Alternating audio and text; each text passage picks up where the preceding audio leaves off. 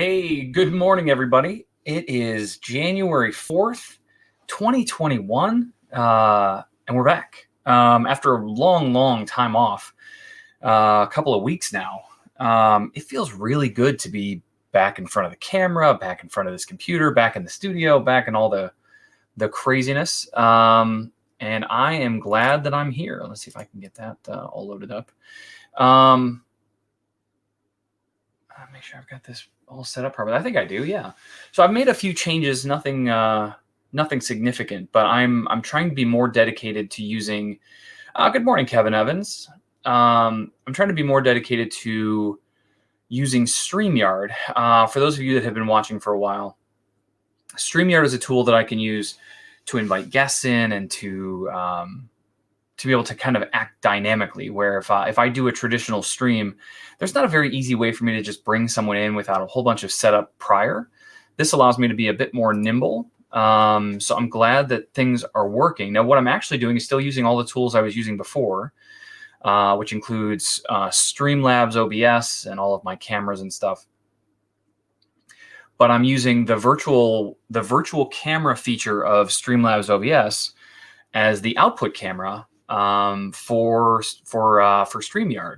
And so that means that I can still change all my scenes and do all the stuff that I want to do. Like if we jump over to seeing my computer screen, right? I can do that here dynamically. That's not actually the one I wanted it to be, but you get the idea. So let me fix that here while we're at it. So this is supposed to go to that. So now when I flip, it looks like that. Perfect. Okay, and we'll talk about what's on the screen there in a second. So it looks like everything's working properly, and we've got our stream rolling. We're going to get into some coding today for sure, but I want to make sure I start with talking about some stuff that I did over break, because I have been gone for the last 2 weeks from the stream, and partly I missed it a lot. Partly it was nice to take a break and have some energy to come back to all of this, because it's there's some fatigue for sure to being on camera every day for a couple of hours, just talking about stuff. And so it was nice to take a couple weeks off, have some experiences, have some stories to share with all of you. And one of the things that I want to talk about is it's related to baseball cards, but it's kind of an interesting concept. So in baseball, there are 30 baseball teams. There's 15 in the American League, 15 in the National League, and the winners of those two leagues play in the World Series every year. And they play each other a lot during the season as well. But those 30 teams actually create an interesting scenario when we talk about baseball cards. So one of the things that I have done a couple of times is I've bought a box of baseball cards. A box is usually, it varies wildly, but I would say as an example, a pack of cards contains 10 cards, let's say. There's some that have 4, there's some that have 6, some that 8, whatever. But let's pretend for a moment that a pack of cards has 10 cards. And a box of cards has 24 packs. So that's about 240 cards per pack, or per box, I'm sorry. And that box probably costs at retail anywhere between $150 to $200, because each pack is about $4. Let's call it $7. And so the $7 per pack, you get you end up with like $150 to $200 depending on the cards and whatever. So what I've realized is that's not a very affordable hobby. Also, good morning, Stream for Charities. Good morning, Gold Zulu. Good to see everybody. Happy New Year to all of you. So one of the things that I found that people are doing is what is called box breaking. And instead of just buying a box for themselves and opening the packs and keeping everything that they get, they're finding a way to make this entertainment. Katal, good morning. And so what they do instead is they buy the box and then they auction off each of the 30 teams on eBay or something. There's a number of ways to approach this, but I'm going to try it with eBay. This is where I'm headed. So I'm going to do this. This is something that's coming up, and that'll explain a lot of the technical things that I'm going to show you here in a minute. So you buy this box of cards that has 24 packs, and remember, about 240 cards. And maybe you buy 4 boxes, right? And you auction off each team. So someone will buy the Pittsburgh Pirates. Kevin mentioned that. Or the Cleveland Indians. Rick Bosch, good morning. But you auction off these 30 teams. So people can buy the team that they want, or teams if they want to buy more than one. And you collect all of that money, which generally, if you do it properly, can more than pay for the cost of the boxes. Sometimes you even make a little money on the deal. I don't know that I'm necessarily doing this to make the money, but I am doing it because it seems like a fun, interesting experiment.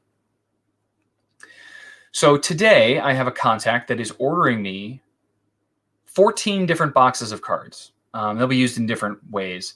But I'm going to do this, I think, in some evenings, maybe once a week or twice a week, where I'm going to basically sell the rights to each team on eBay.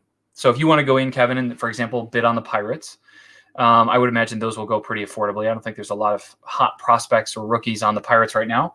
But you go in, you bid on the auction, and then as I open all the packs, which I do live on stream, every card that is for your team, any player from your team, will be packaged up and mailed to you automatically. So you'll receive all of the cards that are opened in all of those packs. So it's kind of a cool way to get the team that you want, the cards that you want, maybe just a player that you want. And I'm really excited about what this could be. It's like another thing to do on my channel. And Stream for Cherries, it's not necessarily a gamble, because you're definitely going to get cards. Out of 240 cards, there's 30 teams. I would bet at a minimum you're going to get 8 cards. And if you paid $10 for that team, or $15 or whatever it is, that's much cheaper than you would have been able to buy those cards otherwise. It's just that you're focused on, I gotta raise this browser because I'm missing the new comments at the bottom. I need to move it up. There we go. It's a fair value. You're just trying to get the good cards for that team, right? And the cool thing about these packs is that it's not just common cards. Let me see if I have any here. There are, of course, many common cards in a pack. Here's an example of a common card. So this is from a couple years ago. This is a player called Shane Bieber. He just won the Cy Young. So like he's a very good pitcher for the Cleveland Indians. And this is just his common card. It just happens to be one of his earlier ones, but this is his common card. But you will also find, you can see this is the card I just showed you. And behind it, I have another version of that card that actually came with his autograph on it. Like it was signed by him for the manufacturer and then put in a pack. So you get cards like that just sometimes appear to have some kind of special whatever. Here's another good example of a card. This one is another Shane Bieber card. It's hard to see, but you can see there's like green foil. They made that foil in like 5 different colors. So you might get some kind of foil. Actually, let me grab one more box of things somewhere. Where did I put those?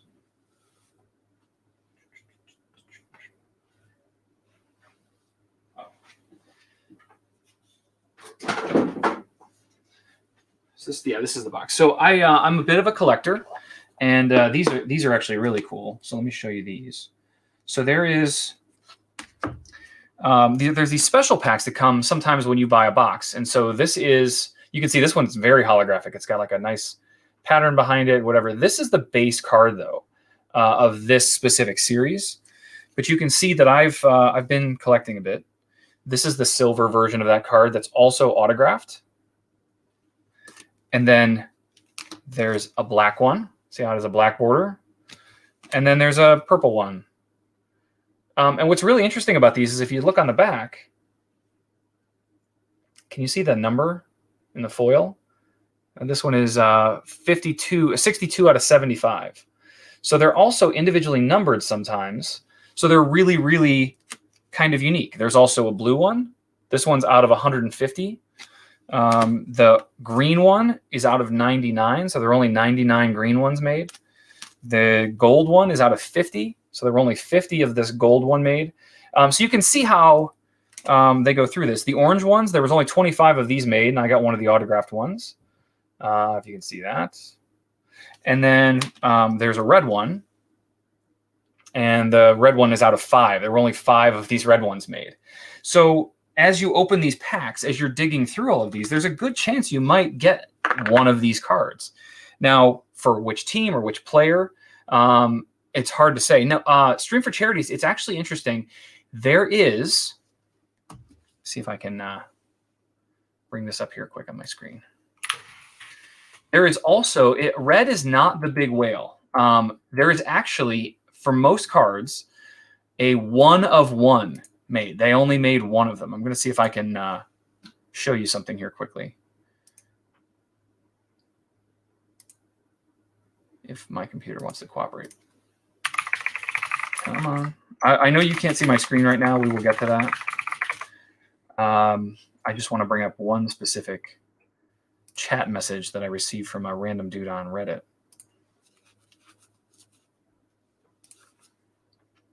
Okay, now we can do this. So this is the 1 of 1 of that same card. It's called a superfractor. These are all called refractors. This is a superfractor.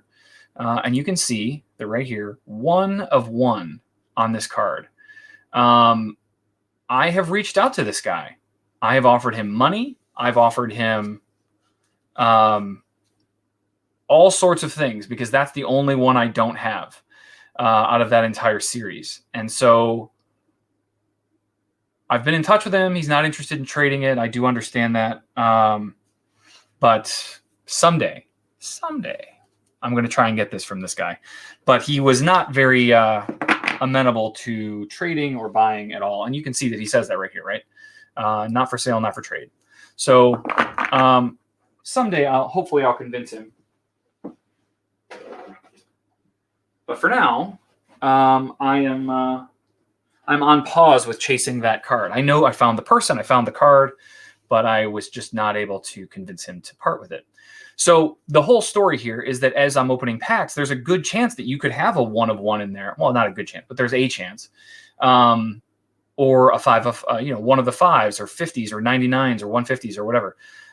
Those are obviously more valuable. And then if you pull one with an autograph, each box is generally guaranteed to have 1 autograph in the box. So there will be an autograph card for someone. We don't know which player. We don't know which team. And that's where a little bit of the gamble comes in.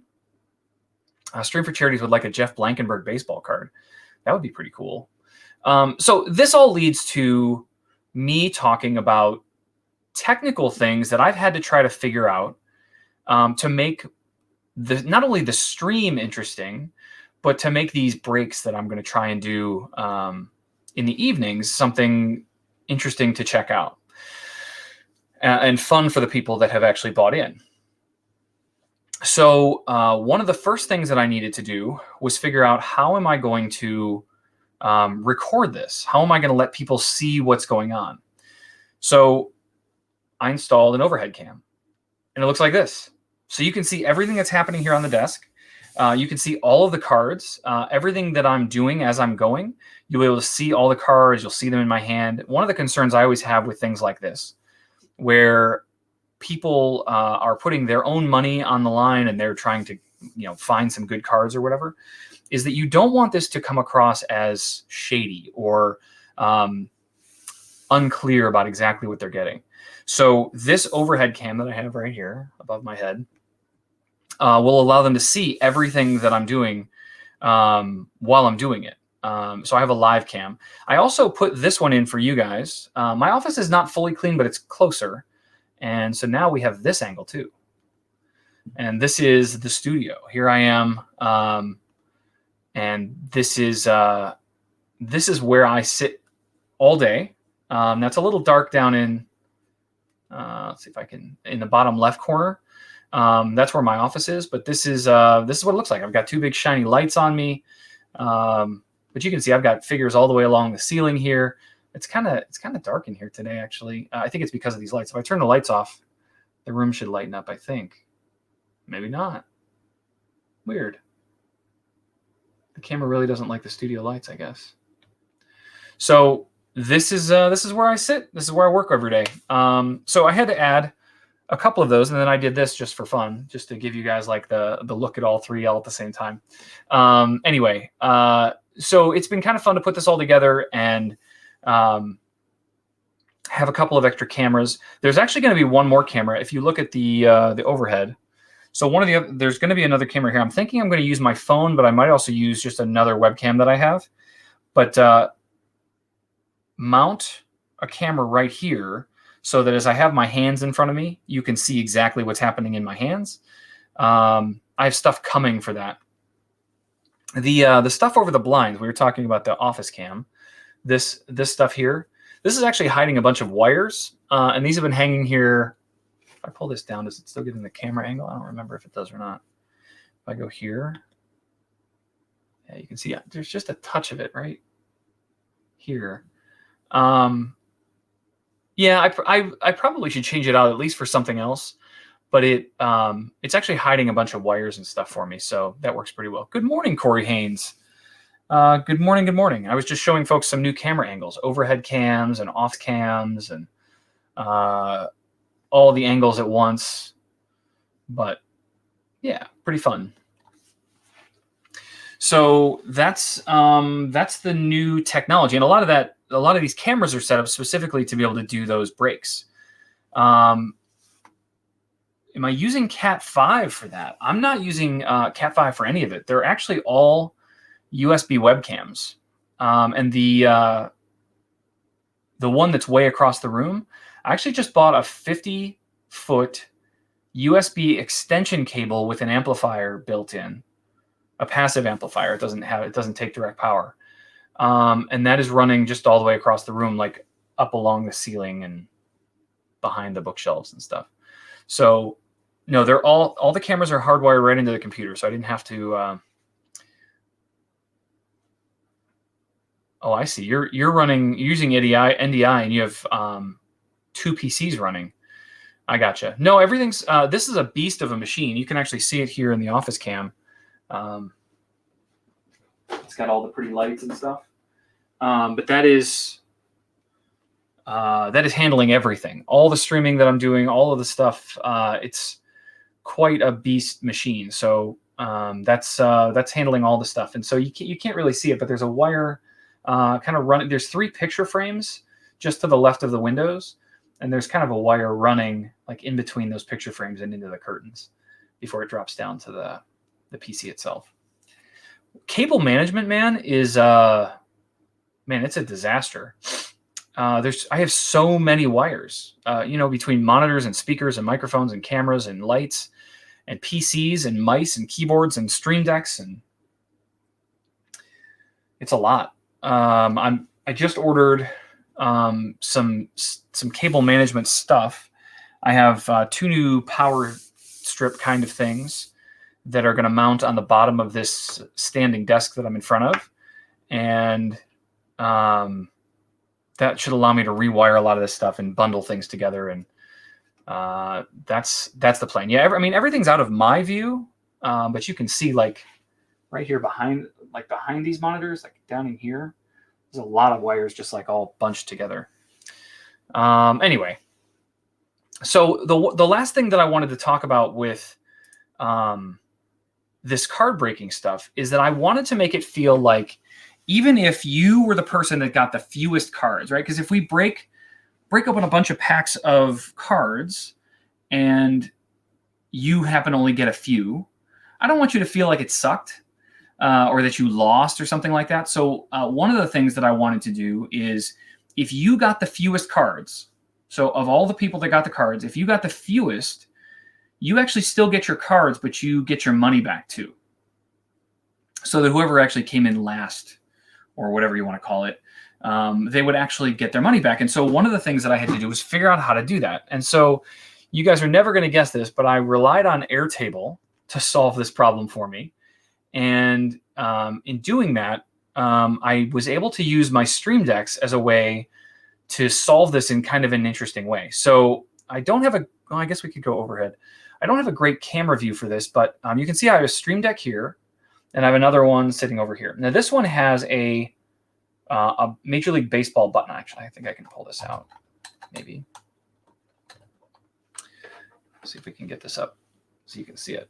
So you can see I have, these are some buttons that I just used for the stream that we're doing right now. But this button right here it has a Major League Baseball logo on it. And so if I tap this, it changes the whole display. And now I have all of the baseball teams, including Kevin Evans's Pittsburgh Pirates. You can see the yellow P there. And on the other one over here, this changed to be all the American League teams. So my plan, while I'm doing these breaks, is to bring these somewhere else. I don't know how this is. They're not going to sit here, but something like this. And then as I'm pulling cards out of a pack, I'll be like, oh, that's a Cleveland Indian. Well, these are actually all Cleveland Indians cards. But let's pretend for a moment that I got a Milwaukee Brewers. So you can see here on my, oh, shoot, I need to change something. If we go to this view, you can see that I've got this browser setting up here with all of the logos of the teams down the left-hand side, and then a count of how many cards they've got. And I had a little testing data left in here. So, for example, if I got a Chicago Cubs card, you can see the Cubs are currently this one right here. Well, this one right here.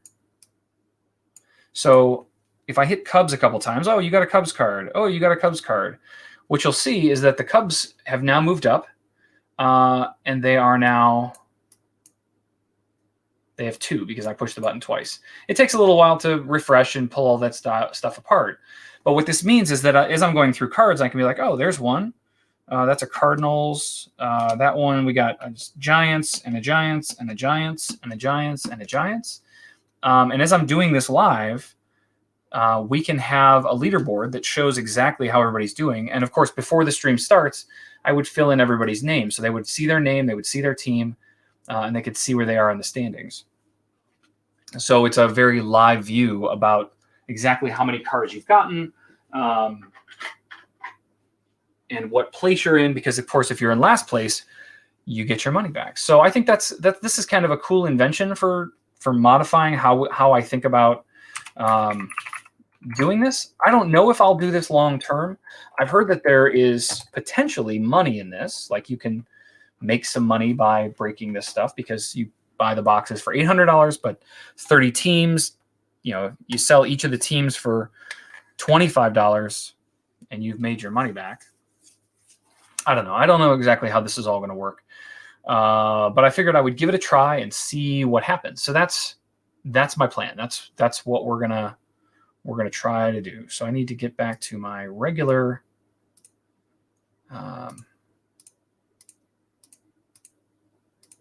setup. I have a third Stream Deck coming because there are 30 teams and I only have 30 buttons across these things. And so once I kick it over to the 30 button view with the 2 teams, I don't have a way to go back, because you can build all sorts of nested menus and stuff in these.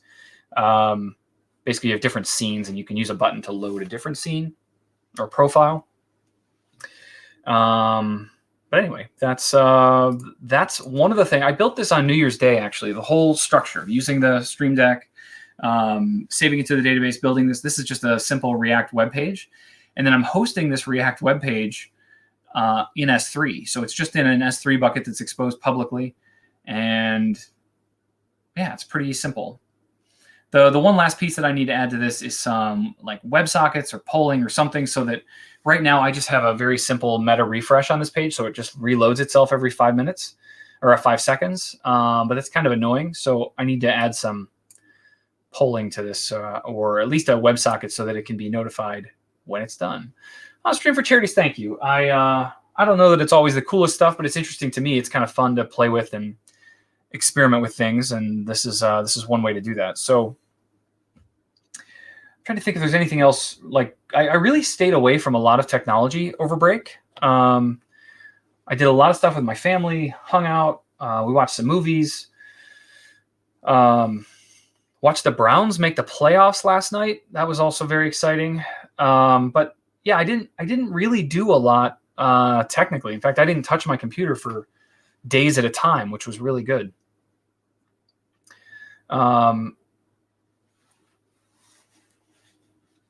Well, Kevin, I will tell you that a lot of baseball cards today are, a modern card you pull out of a pack today is way more valuable than a card that I would have purchased and had as a kid when I was the 80s, 90s.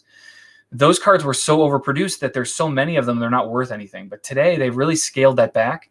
The baseball card production companies and the leagues themselves have recognized that people only really want to get into this. Baseball card and sports card collecting in general has exploded in the last 2 years. And it's because people are getting value out of this. You could open one pack of cards that you paid $7 for and get an $800 card, or a $10,000 card if you're in basketball. There's some basketball cards that are just nuts. Well, Kevin, a good way to start this, when I start doing these breaks, jump on the auction, buy the Pirates for a few dollars.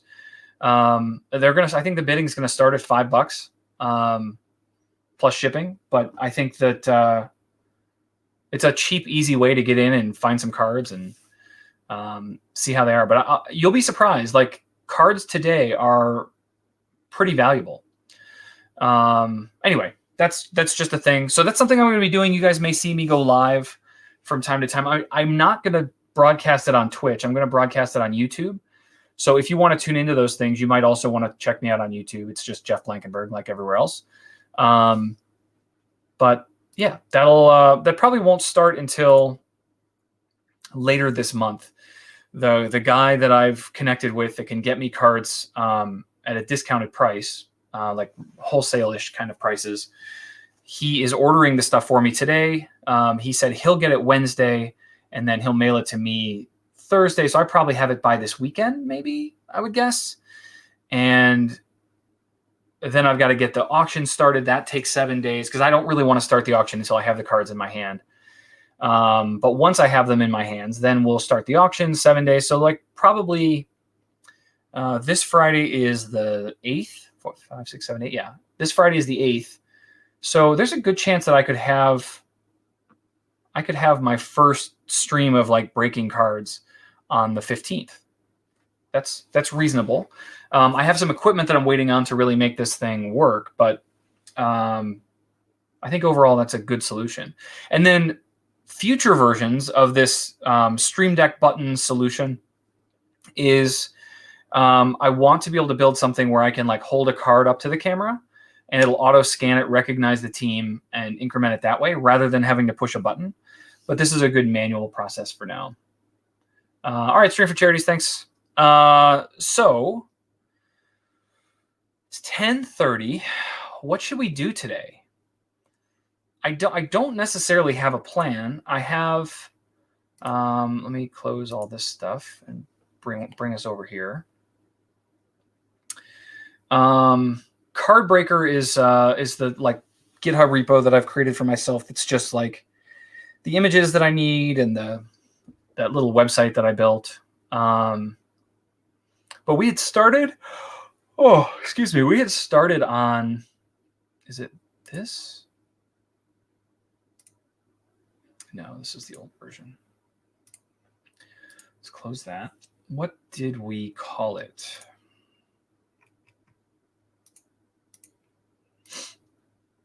I thought that's what we called it. No, maybe we did. Because this is where Corey was helping us start thinking about building a handler input adapter and being able to wrap that to extract it from all of our testing. And that was for the trivia game. I feel like we also have this casino that I would really still love to finish. Maybe I should, let's kick that open and see. But I don't think I have that on this machine because I was building that on the old machine. This is where I get in my own way. Chatsino Alexis here. And Lambda, and we have keys. Oh yeah, maybe I did bring it over. Okay. So let's open a folder.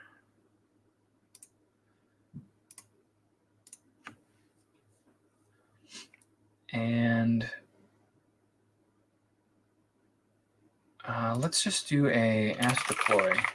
Do I want to do that? Maybe we should just check and see how this thing works first. Turn off this other device.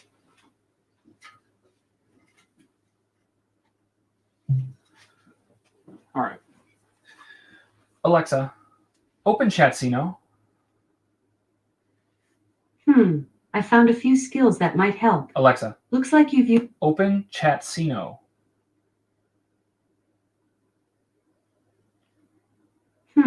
I found a few skills that might help. Interesting. Looks like you've used Capital One before. Alexa. Want to open that? Stop. All right. Well, this is what it's like coming back from a break. Let's go see what could be going on with that in dev, this all looks good. And if I open up a test window,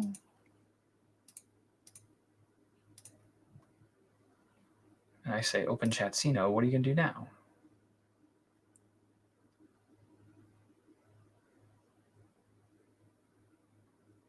Haha, sorry, yeah, no. There was a problem with the requested skills response. That's great. It's just what I wanted to have happen.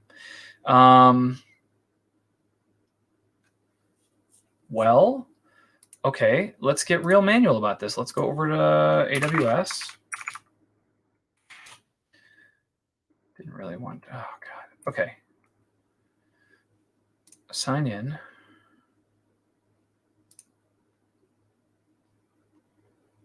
Is it an error? What do we have going on here? CloudWatch.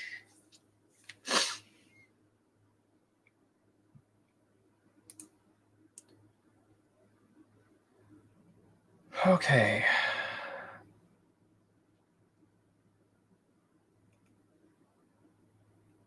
I'm pretty sure this is it. January 4th, that's good. Did it just not send a response back?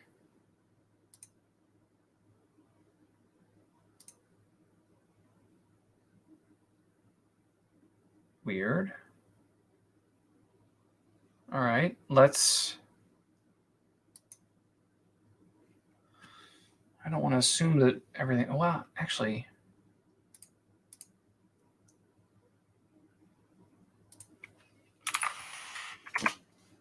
Just do that.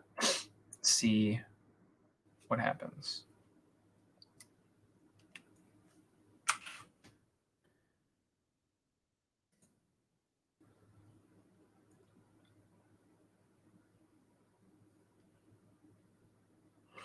Yeah, Catal, I'm not sure exactly what the issue is. This'll tell us if we're having any issues with our account. I don't think it's an account issue.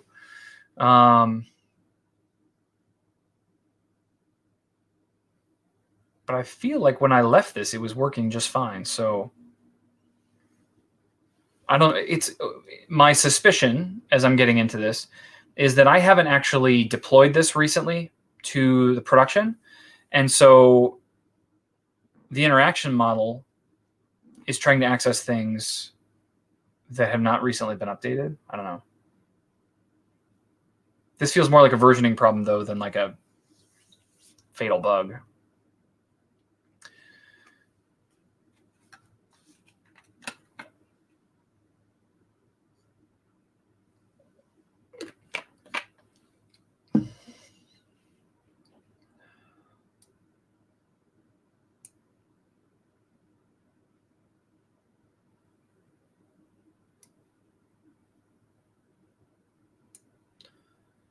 Okay. Things are going.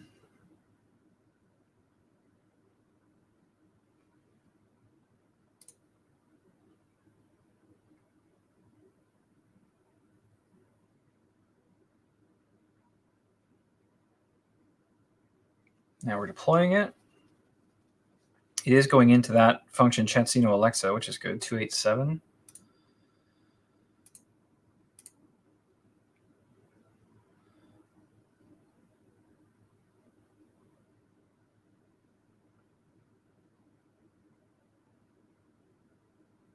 After many years away from Windows OS, in March, I will have to develop under Windows OS. Catal, that can be tough if you haven't done it. I'm really struggling with it. I've been on a Mac for about the last 5 years. And I'm with you. I feel like there are things. Ooh. What?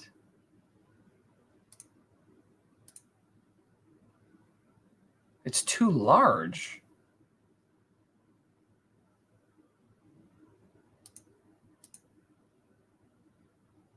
Interesting. The Lambda deploy failed for Alexa region default. Request must be smaller than 69 gigs. It can't be 69 gigs.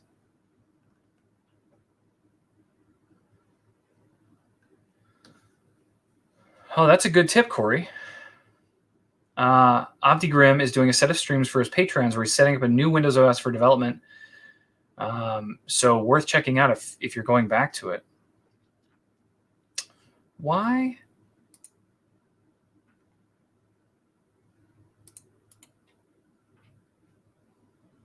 I'm going to delete all of that. I think that's okay to do. We'll find out.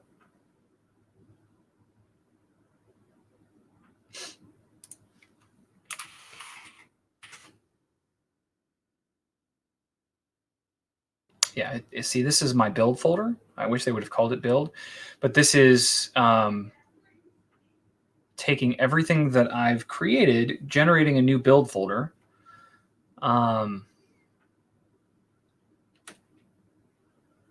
And that's what it should upload. I don't know what could possibly be in that folder that makes it think it's so big.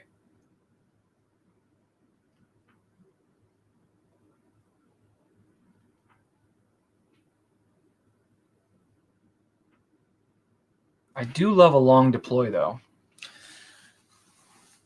So how about all of you? What did you all do on your holiday breaks, if you took one at all? Anybody do anything interesting? Build anything cool? I know Corey was working on some fun projects. I've been following his stuff on Twitter. But is anybody else? Anything cool? Did you, not even tech stuff, like did you learn something? Did you find something out? Did you do something cool? I'd love to hear about it.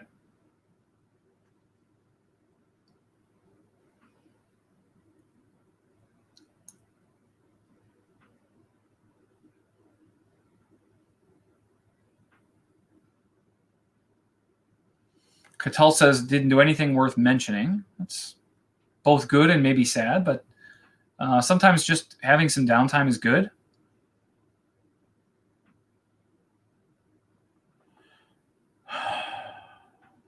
I don't understand why it thinks.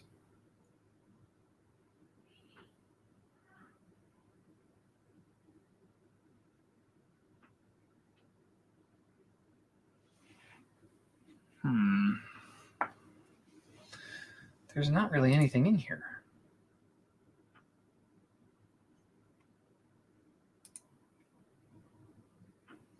Well, that's super fun. What if we just turn on local debugging?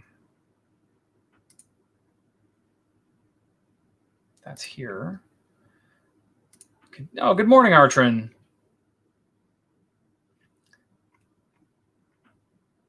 Let's see if I go back to my terminal.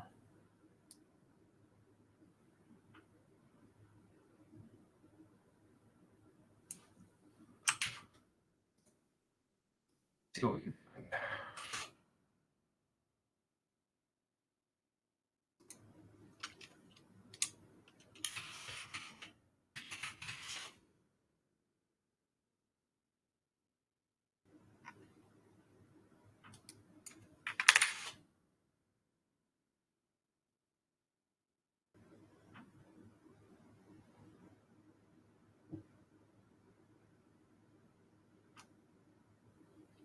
Oh yeah, I put I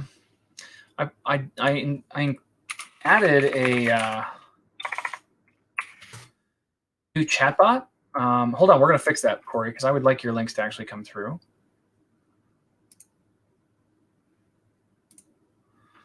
But I was experimenting with this bot. I haven't actually set anything up yet, though. So let's see if we can figure out how to fix that. Spam protection. Disable. All right, Corey, try that again. Links are now allowed.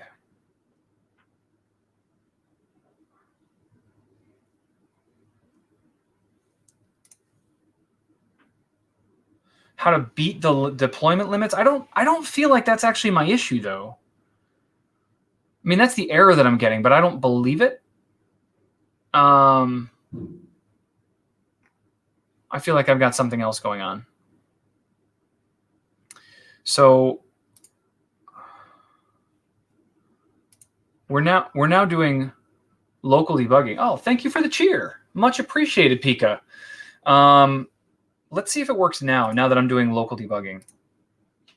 So at least that we know our project is working. So OpenChatsino.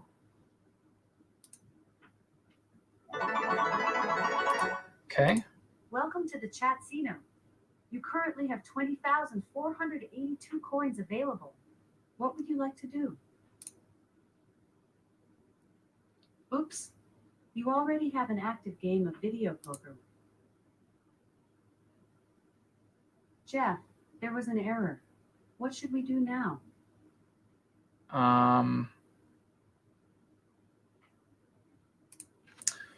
Man, we got some good stuff left to do in here. You already have a pair. You were dealt ace of diamonds, 4 of diamonds, 4 of spades, 3 of diamonds. You are not currently holding any cards. You Oh are man, about this to is all drop falling the apart ace of again. Diamonds, 4 of diamonds, 4 of spades, 3 of diamonds, and 2 of spades. You can say deal to finish this hand, or you can continue holding cards. What would you like to do? I thought we had solved all this, but all right. This is feeling less and less like the thing I want to work on today. We're at 10:45. What I wanted to do is stretch my legs, get back in here, talk to all of you, check in, see how things are going. And we have done that. By the way, don't forget overhead cams, office cams, all sorts of fun stuff that we've set up. But what I really need to do is come up with a project that can carry us for a while. And I think the trivia game is the thing. I think it is. I think that's what I want to do. But I also really want to finish this casino. I just feel like I keep running into some weird, edgy cases that won't go away. Thank you, Artrin. Yeah, we even have like a whole multiple angle thing right here. Like, oh, look at all the cameras. So I've got a large collection of webcams that I've collected over the 10 or 15 years, and I was like, oh, I've got a camera. I'll put one up there. I've got a camera. I'll put one over here. They're old. They're not great cameras, but they get the job done. And yeah, that's that. Okay. So think. What do we want to do here? I feel like I really need to get a solid grasp on what's wrong with this deployment. And I don't really know what's wrong with this deployment right now. And then I need to identify bugs. Archon, the way that I'm controlling the cameras is I'm using a Stream Deck, so you can kind of see that if I do the overhead cam. There's a device called a Stream Deck. I have one here, I have one here, and they allow me to jump between cameras just by pushing buttons. So I hit this one, now we're on the office cam. Hit this one, back to overhead. Hit this one, full on face on camera, right? Like the one right in my face here. This one is a scene that I built in OBS that lets me have all 4 at once. But I'm just pushing buttons and it's switching scenes for me in Streamlabs OBS. But you could do this with regular OBS. You don't need Stream Decks, but they are super handy. Stream Deck makes an app for your phone that you could use. You don't have the tactile buttons, obviously, but you do have the ability to use that, and it costs like $3 a month, and then your phone can be your Stream Deck. You can also, using things like Streamlabs and OBS, you can add specific keystrokes. So you could have like Command-Shift-1 is the camera 1, Command-Shift-2, whatever. So there are ways to do this on the cheap, because these devices are not inexpensive, and Amazon bought these for me. So I'm very, very thankful for that. But I've had these Stream Decks forever, ever since I started streaming, and I use them for all sorts of things. We can do things like a marker. So this is, I don't know if you guys actually see this, but if I push this marker button, no, that didn't do anything. But what it does for me behind the scenes is it will leave a marker in my recording on Twitch so that I can go back later and be like, oh, a cool thing happened right there, and I can find it. So as I'm streaming, if something cool happens or interesting or whatever, I can just tap that marker button. What does viewers do? That also doesn't do anything. But like I have a button for my lights, so I can turn the lights off, and it gets very dark in here. We'll turn the lights back on. And then I have my loading screen. All right, these are all just different scenes, and I can flip between them with those buttons. LJ, how about them Browns, right? It was quite a game yesterday. I had a pile of friends outside in my garage watching the game, and a couple of them were Steelers fans, and they were pretty quiet most of the game, which was good. Yeah, bookmarking for videos as well, Cattell, I agree. It's very, very useful. There's lots of cool things that you can do with this. So, Archon, if you go back a little bit in this, I think I was talking about this before you got here, but I've also set this up as a way to create a system for breaking cases of baseball cards and keeping track of how many cards from each team we got. So it's a long story. You'll have to watch it. But I'm using them for that as well. So I'm very excited about where this streaming studio is going and some of the things that I can do with it. But I feel like because it was the first day back, I didn't really give myself an opportunity to prepare. And like normally I have a pretty good idea of what I'm going to try to accomplish on stream. And I don't feel like I've got those things in the headspace today to do it properly. So what I think I might actually do is promise you that I'll be more prepared tomorrow and wrap things up a little early today. Because I don't mind at all fumbling and kind of jumping my way through hoops. But I hate when I just have giant blockers that I don't know how to solve. So that's where I think that's what the plan is going to be for today is we're back. I'll be here every day. I plan on being here every day, and I'll let you know if I'm not going to be here. And we'll keep this train rolling, but I will have, more preparation, more planning done for these daily things. I'm also working on building out the collection of Alexa and Friends episodes that I've been doing on the Alexa channel. There'll be many more of those to come.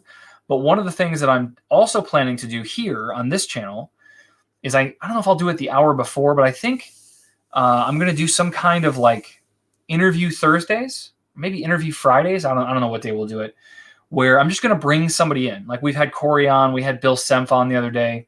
I'd even love some of you to join me if you want. It's very easy to do. I have all of the capabilities because I'm using StreamYard.